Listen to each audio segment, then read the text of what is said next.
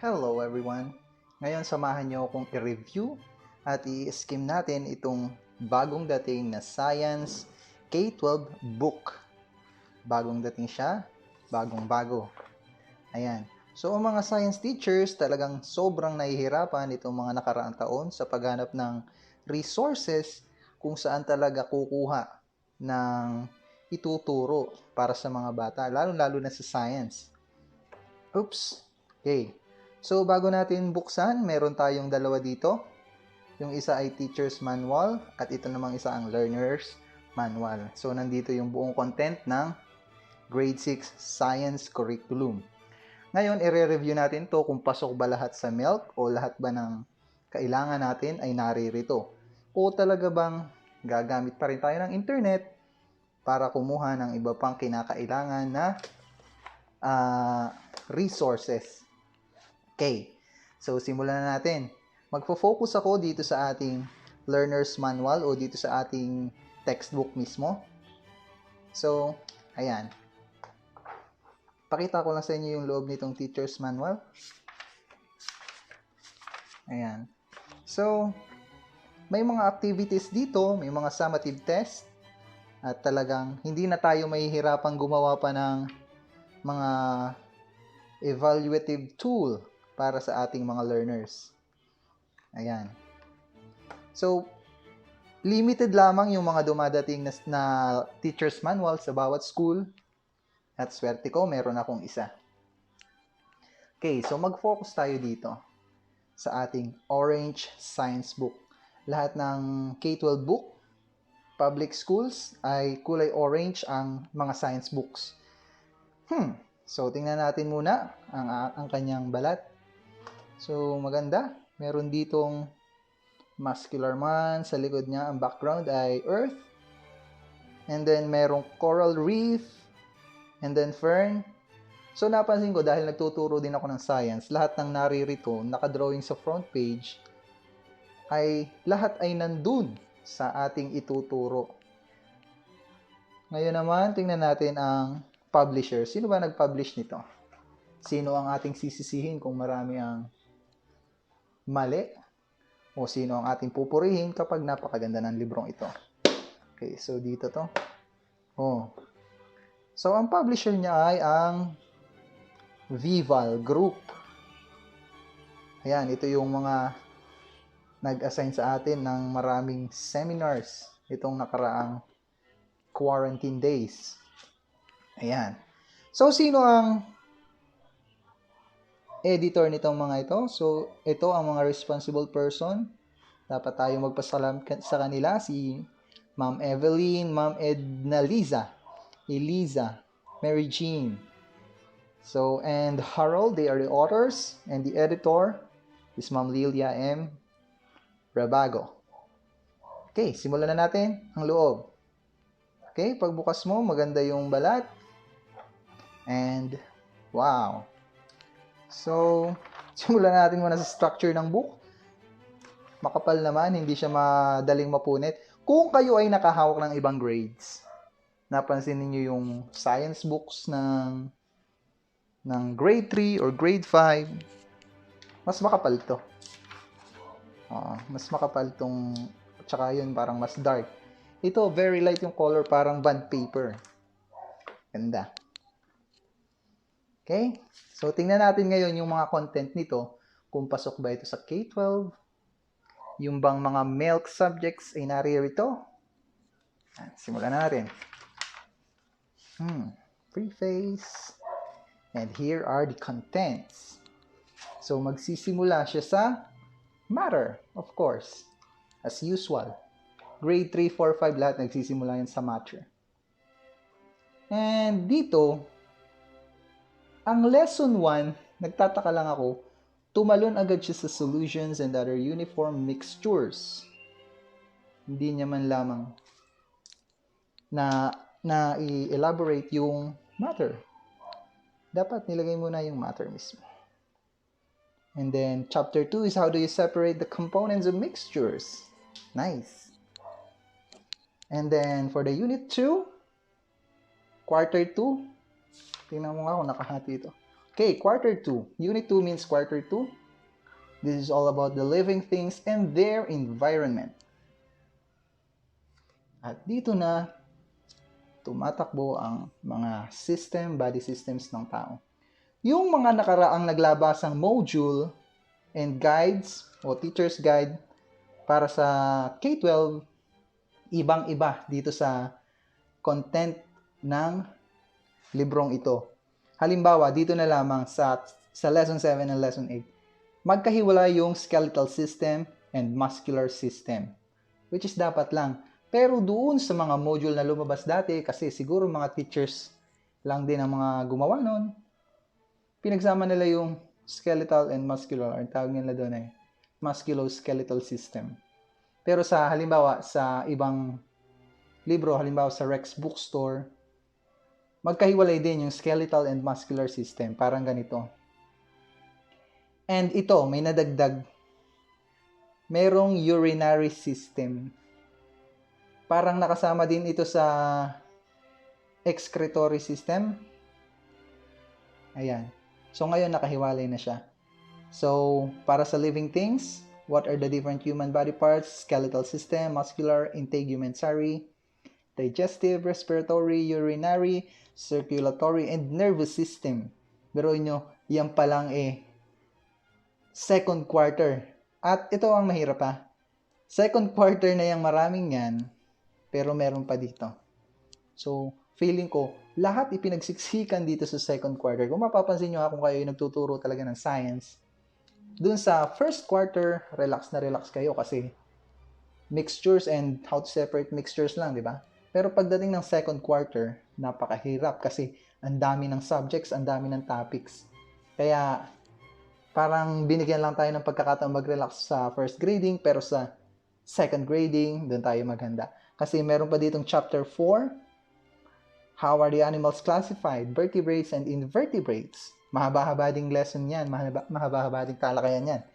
Ang daming examples yan, lalo na sa invertebrates. And how do animals, flowering plants reproduce? Ito, mahaba din. Ito karaniwan talaga. Itong nakarang taon, hirap akong umabot dito sa chapter 6. What is an ecosystem? Dito pa lang survival na ako sa part na to. Tapos umabol pa tong ecosystem. Mahaba din to. Oo, mahaba din yan. Kahit isang lesson lang yan, pero napakarami yan. Okay, proceed naman tayo sa Unit 3, third grading. Unit 3 is focused on force, motion, and energy. Okay, so chapter 7 is how do gravity and friction works. So pasok naman, katulad ng itinuturo natin yung nakaraang taon. Chapter 8, how does energy make things happen? Sound, heat, light, electricity, and energy transformation. Ganun din. Okay. And chapter 9 is how do simple machines work? So these are the different kinds of simple machines, compound and complex machines, and safety with machines. Doon sa ating competency, pasok na pasok itong mga topics na naririto. Ewan ko lang mamaya pag tinignan natin yung content, And Unit 4, Earth and Space. Nice. Ito. Karaniwan dito, pagka dumating na dito sa mga topic na ito mga nagpa-practice na ng pagmamarcha para sa graduation. Pero dahil new normal, mukhang malabo na mangyari yon. So, tingnan natin ang mga content para sa Unit 4, Chapter 10.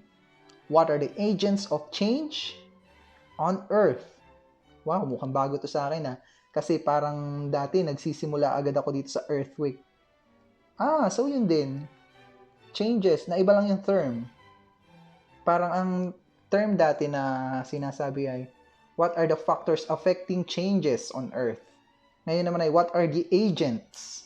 So, iba lang yung term na ginamit. Pero yung content ay, ganun pa rin. Lesson 26, changes due to earthquakes, changes due to volcanic eruptions, disaster preparedness in earthquake, and volcanic eruption. Alam nyo, dapat may idagdag tayo dito Lesson 28.5. Dapat idagdag natin yung pandemic preparedness. Ayan. dahil sa kalagayan natin ngayon. So, lagyan nyo ng thumbs up kung agree kayo na dapat meron ditong lesson 28.5. Okay? Or, sabi ni Sir CGI ang pandemic preparedness. And,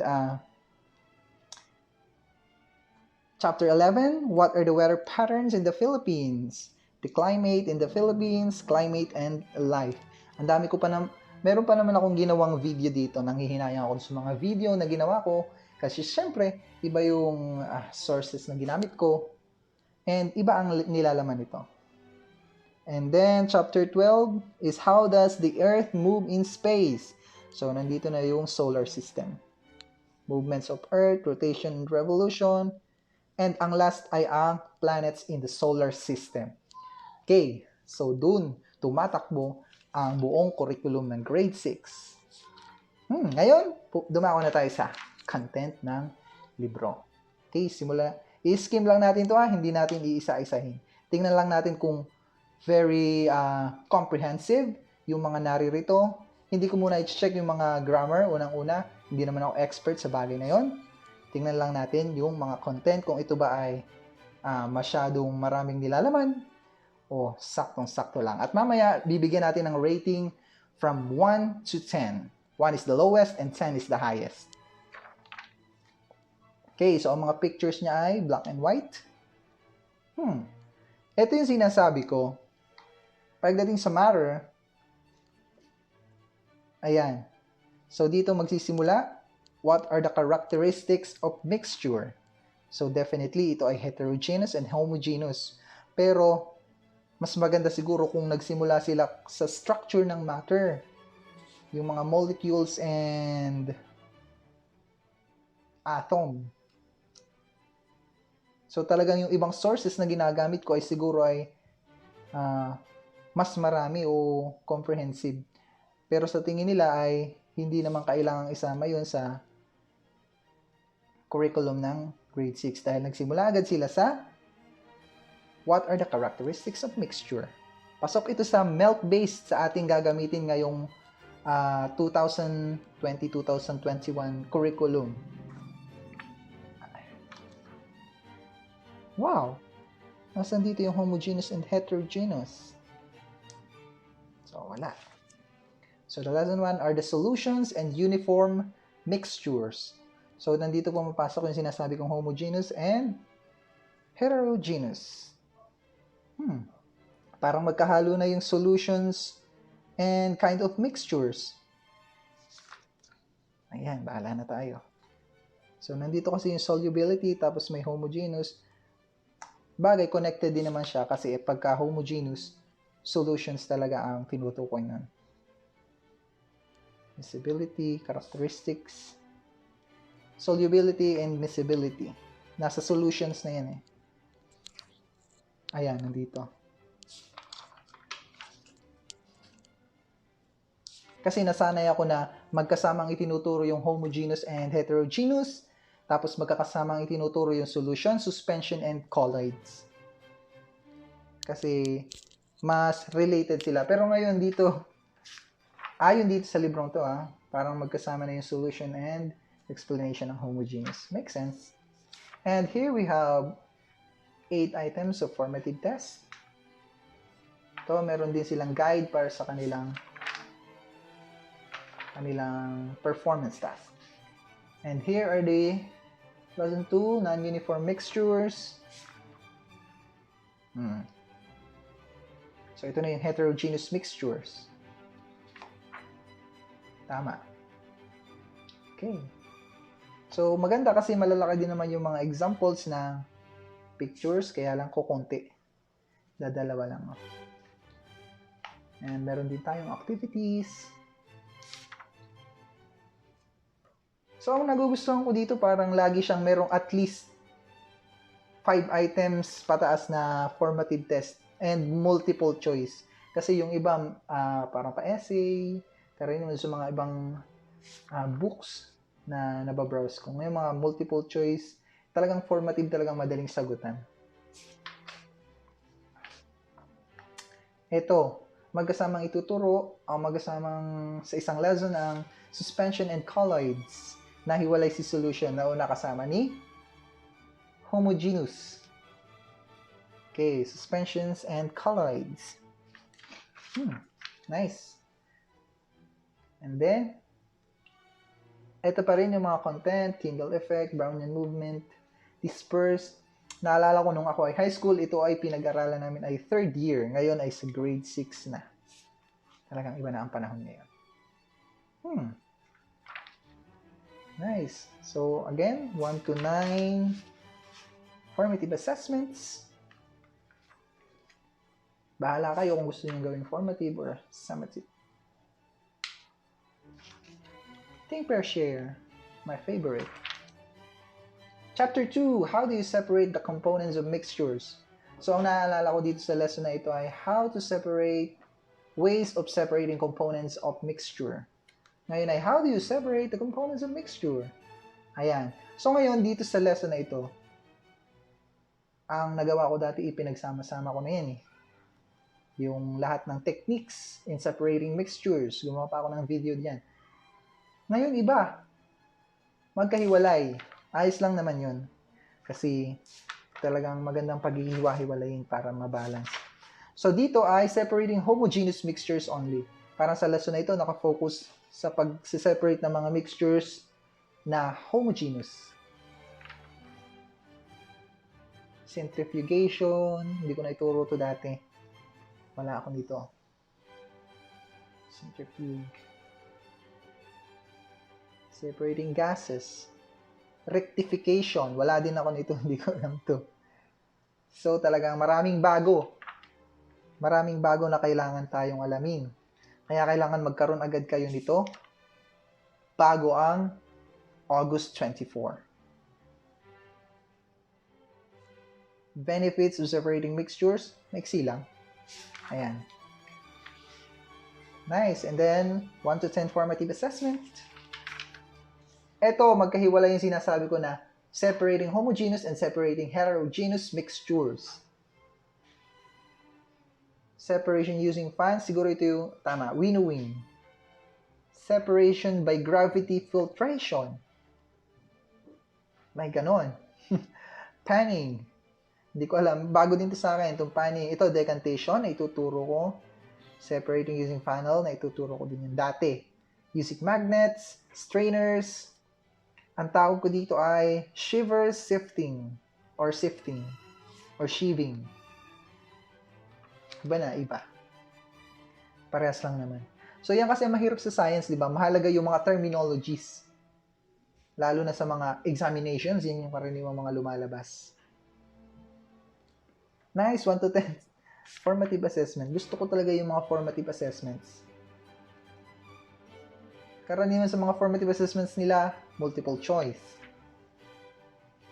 And then ito, meron pang isa, separating suspension and colloids. So, tatlo. Homogeneous, heterogeneous, and then suspension and colloids. Filtration. And marami siyang example of situation. Centrifugation. Removing smoke particles. Very comprehensive. And then we have 6 formative assessments. And that is the end of first quarter. Ladies and gentlemen. So, mukhang maiksi lang. Ganito lang siya kakapal. Up to 36 pages. And ito ay hanggang 226. Generally, 221 matatapos yung lesson. Okay, let's proceed to the second quarter. Living things and their environment. Ayan, nandito yung objectives. Body parts. Here is the introduction. Mahalaga din itong introduction. Ito ang maganda, oh. Ine-emphasize yung mga cell, tissue, and organs. Ayan. Kaya napakahalaga na meron tayong batay ang aklat. Hindi yung kung saan-saan lang tayo naghahanap ng mga resources. So far, parang maganda naman. Maganda naman yung gawa nito. Unlike sa grade 3 ha, kung na-browse nyo na yung books ng grade 3, kung kayo ay grade 3 teacher ng science, sigurado akong sumasakit din ang ulo nyo sa science book kasi puro activities yung nandun. Kakaunti yung mga explanation na katulad nito. Okay, so here is the lesson 7, the skeletal system. Ayan. So, andito yung mga magagandang examples, oh. Mga vector pictures. Hindi lamang siya naka-bullet yung mga ano, talagang pure paragraph yung pagkaka-structure. Ayan, very clear yung mga picture, magaganda, hindi yung basta kumuha lang sa internet. Galing ng mga editor nito, ah. Joints, cartilage, ligaments, and tendons, very comprehensive. Yung nilalaman para dito sa kumpleto, yung nilalaman ng skeletal system. May video ako para sa skeletal system, parang ganito din yung laman. Sinama ko din talaga to. Dun sa mga modules na lumabas, yung mga naglipa na nitong mga nakaraan, wala ito. Hindi nila to sinasama. And then 1 to 6. Nag-i-enjoy akong i-review ito, ah. Ang saya. And then lesson 8, the muscular system. Muscular man. Here we go. Skeletal muscles, smooth muscles. Nasaan ang cardiac muscles? Here is the cardiac muscles. Nice. Ayos.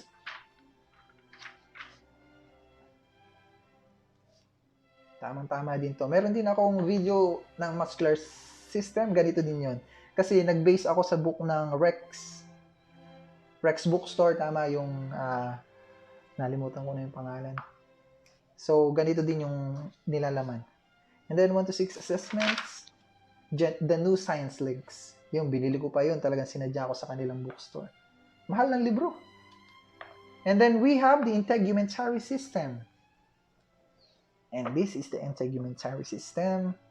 Hair shaft. Where are the nails? And taking care of the skins. Nice. Glands, nails. Tama-tama. Sakto to. And then 1 to 8 assessment. The digestive system. Ganda ng mga pictures nila. O siguro maganda din talaga yung papel. Mouth. Kasamang i-discuss yung mga parts ng ngipin. Kasama to sa milk. Para sa second grading, explain how the organs of each organ system work. Kasama to. Sa milk, akala mo maigsi lang yun, pero maraming nilalaman yun. Stomach, small intestine. Wala siyang flow. Siguro ito na mismo yung flow, yung pagkakasunod-sunod. Parang flow ng food sa ating body. And 1 to 10 assessment. Ganda. Puro multiple choice talaga. Wala siyang iba katulad ng halimbawa fill in the blank, true or false. May mga pailan-ilan na essay or constructing paragraph. And here is the respiratory system. Nasal, trachea, lungs, epiglottis. Ayan, nandito naman lahat.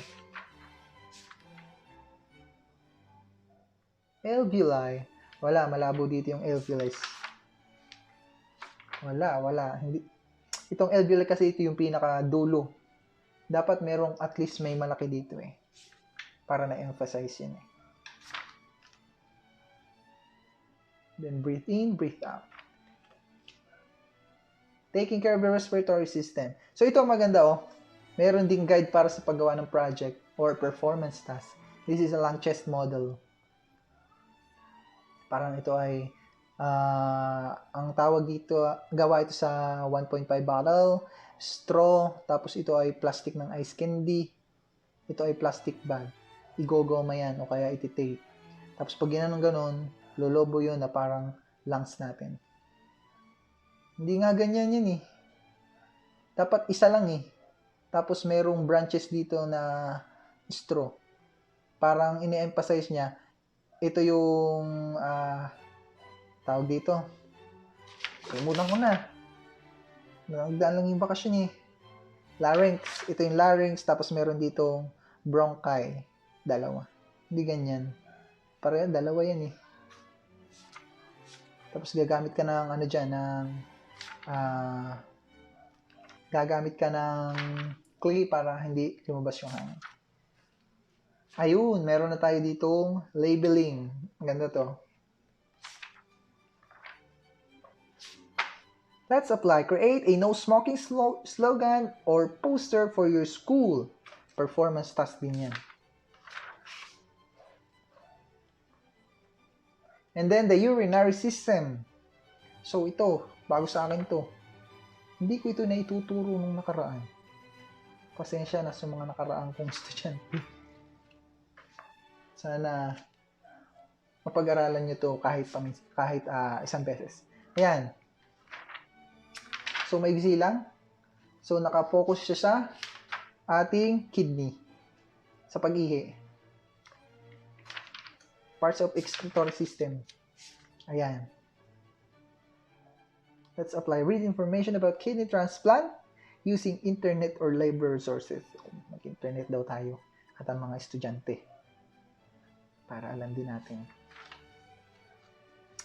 Okay, ganun din. Meron ding identification. And the circulatory system. Ang puso ng tao.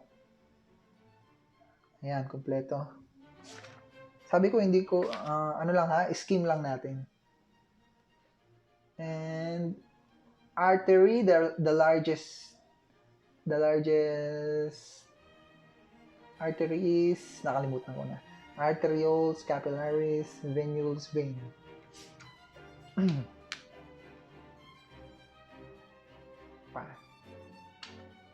To go. Ayan. Oh. Wala yung type of circulation. Nahanap ko yung type of circulation. How to take care of your circulatory. So, wala. Wala, paano yun? Dadagdag ba natin yun? Yung dalawa yun eh, yung pag-oxygenated at pag-deoxygenated ng ating blood. Wala. Yaman na. And then, nakakita din ako ng numbering. Ito yun. Ito yun, yung sinasabi ko kanina. The nervous system, brains and spine, pati parts ng mga brain, pag-aaralan. Spinal cord, ganda. Ito, meron tayong matching type na iba din. Identification, multiple choice, true or false. Hindi pala ito true or false. Temporal, parietal, frontal, occipital. Madugo din pag-aralan to. Pero nyo yun ha, second quarter pa lang ito. Dami na yan. Baka maubos agad ang buong second quarter natin dito. Pero, ang totoo, kalahati pa lang yan. Dahil meron pa tayong animals and plants. So, chapter 4 is how are animals classified. Ito yung vertebrates. Ayan. So, we have mammals, fishes, birds, amphibians, reptiles. Tama, naalala ko pa yan. Paborito ko din itong turo. Kasi nakakalabas kami dyan. Ayan. Uy, nandito yung kapatid ko. Explore, observing, comparing, communicating.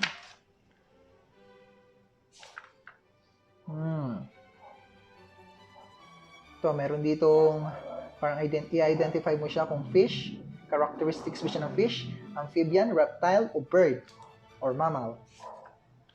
Sa ibang book, babalikan ko lang Asan na yung mammals? Talagang very comprehensive yung ibang book eh. Halimbawa, sa mammals, marami pang examples ng mammals yan eh. Oo, so napakarami pang examples na kailangang i-discuss. So, ito, saktong-sakto lang. Ibig sabihin ba nun baka ma-overlap pagka isinama pa natin yung iba? Isasama ba natin o hindi na?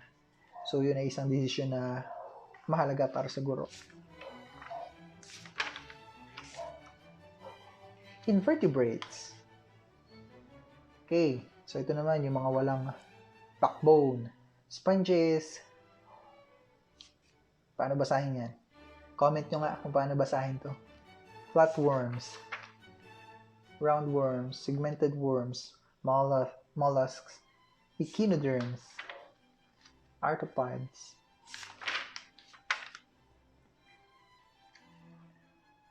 Dito sa arthropods, parang dito nakasama yung wala siyang anong tawag dito, yung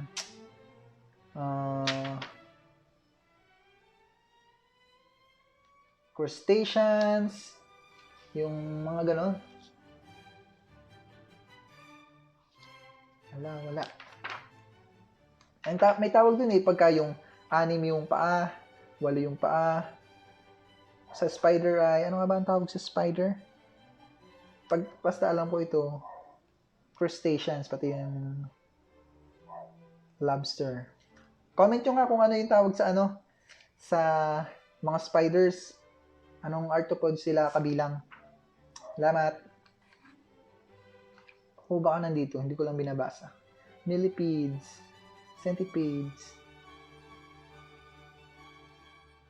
insects. Wala. Ito pala. Crustaceans or shrimps. Yun, hindi lang ako nagbabasa. Spiders are also arthropods. Hindi, meron pang ibang tawag dito sa spider Comment nyo na lang, ha? Salamat! Next is Chapter 5. How do non-flowering plants reproduce? Sa grade 5, nakafocus sila sa flowering plants. Pero mukhang meron din sila nito Parts of flowering plants. Parts of the flowers instead. Ayan, nice. Meron tayong fern and mosses. And the cone-bearing plants. Maganda kasi marami din siyang examples. Meron ding cycles kung paano ito nangyayari. Nasa milk ba to? Tingnan nga natin.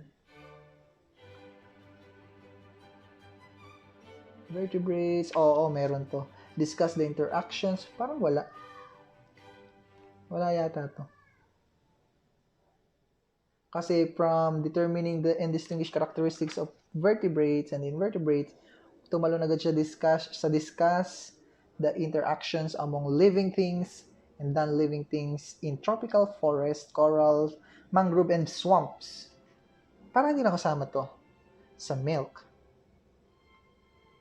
Tingnan ko lang. Check.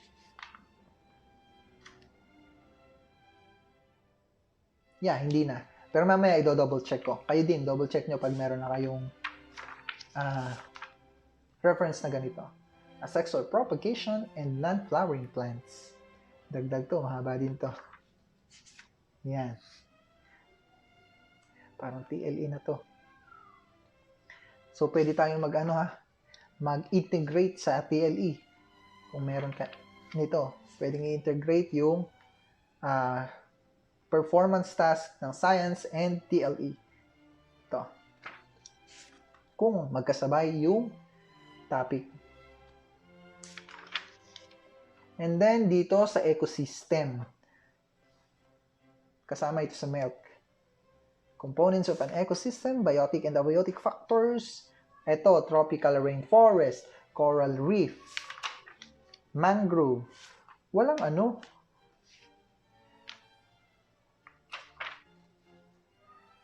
tropical, coral, and mangrove swamp. Ito na yun, sakto. Saktong-sakto to sa milk.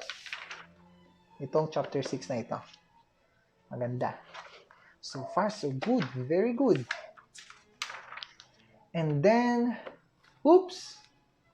Kapal nito. So imagine, compare natin yung kapal Hindi ko sinasabi na yung kapal ang pinagbabatayan sa dami ng ituturo. Pero parang gano'n na. mas makapal talaga yung second grading para kung ikukumpara sa first grading. And then let's proceed to the Unit 3, third quarter. Force, motion, and energy is the focus. Chapter 7, how do gravity and friction work? Ito siguro pag magtuturo tayo, hiwalay natin yung gravity and friction. Gravity and friction, keeping things in order. Magkasama. So, depende sa atin. Sa una sa gravity and friction. Hindi ko sinasabi na porke isang lesson, isang araw natin ituturo to. Ha? No. Of course not. And then, very nice formative assessment. Isaac Newton.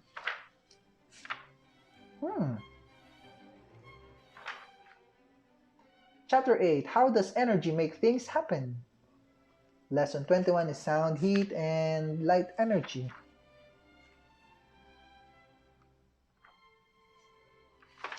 Ayan, so maraming sound, heat, light.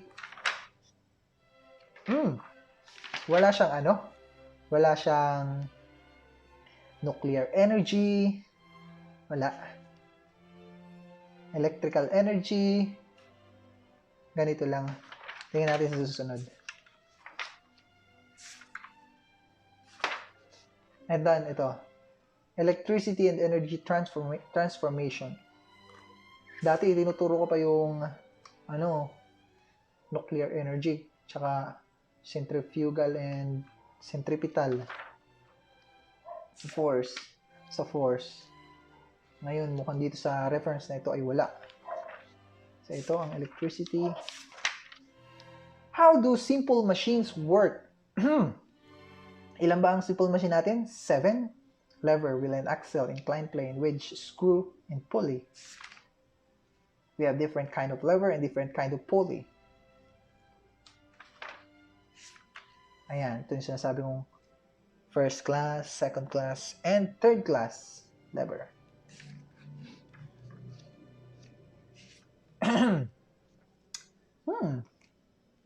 So, maganda. Marami ding examples and very comprehensive yung explanations and details na makukuha natin dito at makukuha ng estudyante.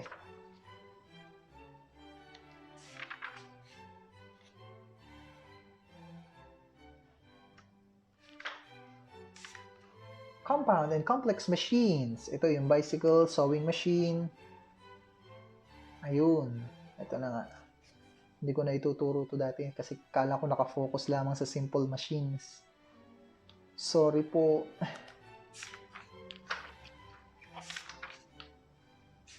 Safety with machines. Ito. Karamihan dito lumalabas din sa examinations. And that is the all for the second quarter. For the third quarter. Instead, I'm sorry. Dito. From 141 to 174. Kayo na lang kung ang magbilang kung ilang pages iyon. And last unit is Unit 4 para sa 4th grading period.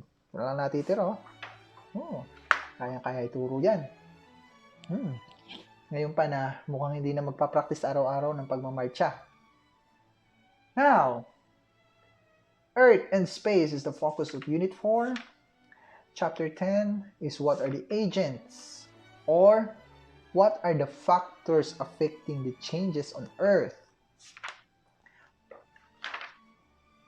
First is changes due to earthquake. Ito, pinag-aralan yung layer ng Earth. Earthquake agad. Ang nakaraan na ituro ko pa yung tawag sa mga theory. Ayan, kung bakit nagkaganyan ang itsura ng Earth. Ayan, so ngayon ay lesson 26 is earthquake. Ayan. Maganda.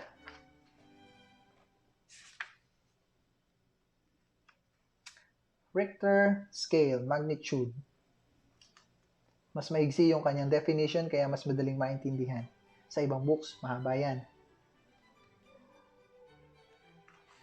And then, meron din ditong performance task, crystal plate movement. 1 to 18, summative or formative test. Paala kayo. And then, changes due to volcanic eruptions. Ito, syempre, i-localize natin. Ibig ko sabihin, i-integrate natin to sa nangyaring pagsabog sa Bulkang Taal. Effects of volcanic eruption. Performance task. Ito, tuwan-tuwa mga bata dito pag ginagawa nila ito eh. Pagandahan sila ng ganyan. Meron din ditong guide. So, hindi na tayo mahihirapan. Nice. Disaster preparedness on earthquake and volcanic eruption. Ito, Chapter 11, what are the weather patterns in the Philippines? Climate or season? Climate. Nasaan ang season? Season. Climate lang. Walang season. Seasons in the Philippines. For grading. Pero sa MELC, meron siyang nakalagay na describe the different seasons in the Philippines.